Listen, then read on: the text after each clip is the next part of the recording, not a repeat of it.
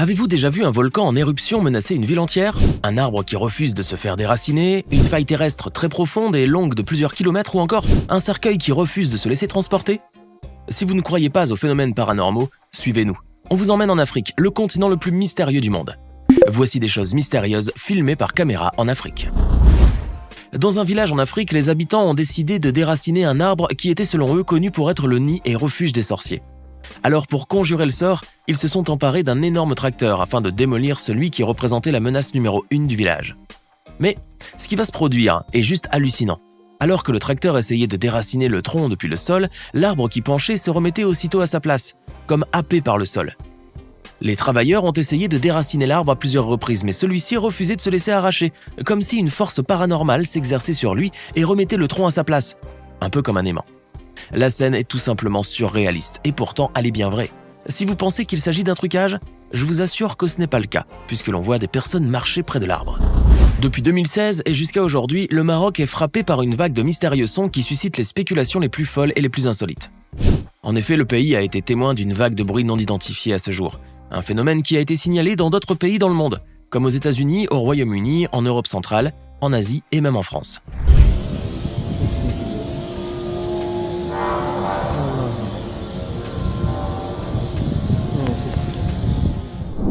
Là où on est le plus susceptible de les percevoir.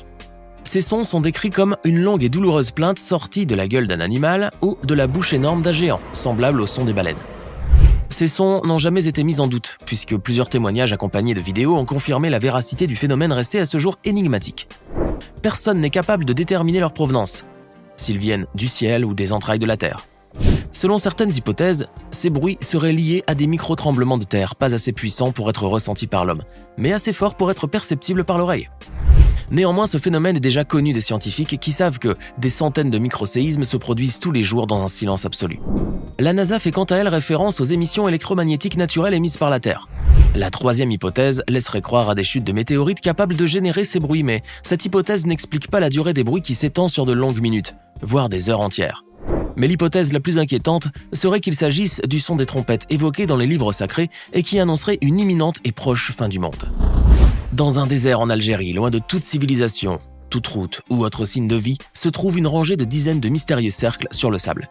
Ceux-ci s'étendent sur des kilomètres en ligne droite et chacun comporte au centre une sorte de point entouré d'un cercle de 12 nœuds, lui attribuant l'aspect d'une montre ou d'une horloge. Le plus intriguant, outre l'incroyable beauté de ce dessin, c'est son origine encore à ce jour inexpliquée. Ces cercles ont engendré une grande vague de commentaires après qu'un post sur Reddit ait été publié, demandant aux internautes s'ils avaient une idée de leur origine et surtout une explication à ces cercles étrangement parfaits dans leur forme et leur régularité, et en même temps si isolés dans le désert. À ce jour, les théories fusent de partout, mais encore aucune explication scientifique n'a réussi à expliquer leur existence. Il y a quelques années, sur la côte de Bosaso, en Somalie, le corps, ou plutôt le cadavre d'une sirène a été retrouvé, échoué sur la plage, au milieu de plusieurs centaines de troncs d'arbres anéantis par de fortes précipitations. La sirène était vraisemblablement intacte. La personne qui a pu filmer cette scène surréaliste n'était pas en mesure de dire qu'il s'agissait d'une vraie sirène ou d'une sculpture abandonnée sur la plage. Dans tous les cas, la sirène paraît plus vraie que nature sur les images. En 2020, les habitants du village de Makwa, au Zimbabwe, se sont réveillés un matin sur une surprise affolante. Des dizaines de bêtes avaient été tuées, vidées de leur sang, mais laissées complètement intactes. Les habitants désarmés et consternés ne sont pas arrivés à expliquer ce phénomène étrange, qui n'est certainement pas l'œuvre d'un animal sauvage, puisqu'aucune trace de ce dernier ne laisse croire cela. Les cadavres des animaux sont restés intacts, alors qu'un animal sauvage les aurait tout naturellement dévorés. Il n'y avait pas non plus de traces de pas ni de traces de canines. Les bêtes étaient tout simplement tuées et laissées en amas les unes à côté des autres. Un grand mystère qu'ils n'arrivent toujours pas à expliquer et qui sème encore la terreur dans tout le village. Dans la ville de Kosrou, dans le sud de la Côte d'Ivoire, alors que les habitants d'un village étaient sur le point d'accompagner un de leurs morts dans sa dernière demeure, le cercueil transporté par une demi-douzaine d'hommes costauds a refusé de se laisser transporter. Cela peut vous paraître complètement aberrant, mais jugez par vous-même. Ici, même si les hommes joignent toutes leurs forces pour faire avancer le cercueil, ce dernier était comme habité par une force très puissante, les obligeant à se soumettre. Les traditions mystiques qui expliquent ce phénomène prétendent que le défunt aurait encore des comptes à régler avec sa famille ou avec certaines personnes, ce qui l'empêcherait de reposer en paix sous terre. Ouvrez grand les yeux et admirez cette splendeur, le Nyiragongo. le volcan le plus dangereux d'Afrique. En 2021, le monstre est entré en éruption, offrant un spectacle pour le moins très terrifiant, puisque sa lave s'est arrêtée aux portes de la ville de Goma, au Congo, une métropole située à tout juste 9 km, suscitant une panique monstre pour ses 2 millions d'habitants. Plusieurs facteurs géologiques font de ce volcan une menace perpétuelle pour ces derniers et qui redoutent que la lave du volcan ne vienne un jour les engloutir. Et leur peur est totalement justifiée puisque le volcan de Nyiragongo est l'un des seuls endroits sur Terre où bout en permanence un lac de lave, perché au sommet de son cratère. Ainsi, dans la nuit du 22 mai 2021, des fissures se sont ouvertes sur les parois rocheuses du volcan. Et la lave très fluide qui pouvait atteindre des hauteurs impressionnantes s'est mise à se répandre le long de ces pentes avançant à une vitesse incroyable, soit environ 64 km/h, et prenant la direction de la ville de Goma pour engloutir tous les bâtiments sur son passage. Elle s'est finalement arrêtée in extremis aux limites de la ville, faisant malgré cela plusieurs dizaines de décès. La situation géographique de Nyiragongo et les facteurs géologiques de la région, en plus des éjections de quantités astronomiques de dioxyde de carbone à la surface, font de ce dernier le volcan le plus meurtrier d'Afrique. Une configuration extrêmement inquiétante pour les personnes qui vivent dans l'enceinte du volcan. Si vous survolez le désert mauritanien par avion, vous serez frappé par un spectacle magnifique. Au milieu du désert se cache une structure très bizarre, prenant la forme d'anneaux concentriques, que l'on appelle communément l'œil de l'Afrique. Un tableau si grand et si impressionnant qu'on peut même l'apercevoir depuis l'espace. Nichée au cœur du désert, la structure de Risha a toujours suscité l'intérêt des scientifiques et particulièrement celui des astronautes de l'ISS qui l'ont photographié à de nombreuses reprises. L'œil, qui mesure environ 40 km de diamètre, se confond dans un paysage totalement désertique. Il fait l'objet de nombreuses études où il a d'abord été considéré comme les restes d'un impact météoritique, mais l'étude des roches le composant dément cette théorie et prouve que son origine est purement terrestre. Les analyses de la composition des anneaux concentriques montrent qu'en réalité, l'œil d'Afrique a une origine magmatique. Il ne s'agit pas vraiment d'un volcan puisqu'il n'y a pas de lave, mais plutôt d'un dôme magmatique. En d'autres termes, il s'agit d'une déformation de la croûte terrestre, qui a donné ce tableau magnifique, rappelant la complexité de la composition de l'œil humain. Partout où vous irez dans le monde, vous aurez l'occasion de tomber sur des mosquées absolument fascinantes, mais la grande mosquée de Djenné au Mali est de loin la plus impressionnante de toutes, du moins de toutes les mosquées d'Afrique. Située à Djenné, dans l'arrière-pays aride du désert brûlant du Sahara, cette incroyable mosquée possède une architecture à couper le souffle.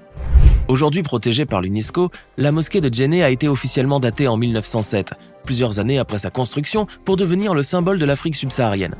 Lorsque la ville de Djenné est devenue un centre d'érudition islamique, l'édifice de la grande mosquée est devenu l'endroit où se rejoignent les élèves désirant apprendre l'éducation religieuse.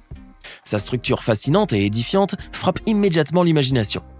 Elle est haute de 20 mètres, construite sur une plateforme de 91 mètres de long, avec des briques crues, s'habillant d'un style régional caractérisé par des enduits en pisé et des échafaudages en bois. Elle possède 3 minarets distincts et des centaines de bâtons de palmier à huile, appelés torons, qui dépassent des murs de la structure. Elle a la particularité de rester fraîche à longueur de journée, même pendant les journées les plus chaudes de l'année, grâce à un treillis de 90 colonnes internes en bois qui soutiennent le toit et les murs, assurant en même temps l'isolation de la chaleur du soleil. La salle de prière peut accueillir jusqu'à 3000 personnes. Les murs de la grande mosquée sont reconstruits, rénovés et renforcés avec de la boue chaque année en avril lors d'un événement épique appelé le crépissage, auquel participent tous ceux qui le désirent, enfants comme adultes. Toute la communauté participe à l'effort et chacun joue un rôle différent selon ses capacités. La grande mosquée de Djenné est connue par une architecture et un tissu urbain fascinant, marqué par une grande harmonie. Elle est aussi le symbole d'une grande cohésion sociale, puisque la participation communale aux travaux de rénovation témoigne du sens de la solidarité et l'expression du savoir-vivre ensemble. Au Sénégal, à Dakar, située sur l'une des collines jumelles du district de Mamelles, la statue de la Renaissance africaine surplombe la ville à une hauteur de 52 mètres. La statue représente un homme au torse nu qui tient un enfant dans un bras et guide une femme de l'autre. Mais cette statue en apparence innocente a été très critiquée et vous allez savoir pourquoi. L'enfant qui pointe vers un horizon symbolise un avenir brillant et prometteur et la femme tend son bras vers l'arrière, symbole d'un passé très lourd. Tous deux rappellent immanquablement le réalisme socialiste. Mais cette statue a été aussi l'objet d'une grande controverse, puisque son coût de 15 à 23 millions d'euros a été jugé pharaonique à une période où le pays traversait une grande crise économique. Son financement a d'ailleurs été mis en doute et jugé non limpide. Aussi, beaucoup ont trouvé le style du monument trop stalinien, y voyant des symboles maçonniques, païens ou même indécents dans un pays majoritairement musulman. Même des féministes ont critiqué la position dégradante de la femme, qui est en retrait par rapport à l'homme et à l'enfant. Il y a quelques années, une impressionnante faille s'est creusée au Kenya et ne cesse de s'agrandir depuis, suscitant la préoccupation de tous, spécialement des scientifiques qui pensent que le continent africain pourrait être en train de se séparer en deux d'ici quelques années. La faille est apparue en mars 2018 au sud-ouest du pays en plein milieu de la route Mayunarok, à la suite de fortes précipitations. Celle-ci fait plus de 15 mètres de profondeur et mesure 3 km de long, une sorte de cicatrice qui pourrait probablement marquer le début d'une séparation géographique. Une estimation étonnante puisque cette fissure était remplie de cendres volcaniques du mont Longono voisin. L'eau des pluies aurait alors permis à la cendre de disparaître et de faire apparaître cette fissure gigantesque. Bon, rassurez-vous, même si rupture il y a, elle ne se fera que dans quelques dizaines de millions d'années, car vous l'aurez peut-être deviné, la croûte terrestre n'est pas faite de guimauve et que pour que le continent se divise en deux, il faut beaucoup de temps et des conditions atmosphériques et géologiques bien particulières. Maintenant, dites-nous dans les commentaires ce que vous pensez de ces choses incroyables filmées en Afrique. Et n'oubliez pas de vous abonner et de cliquer ici pour regarder une autre de nos vidéos.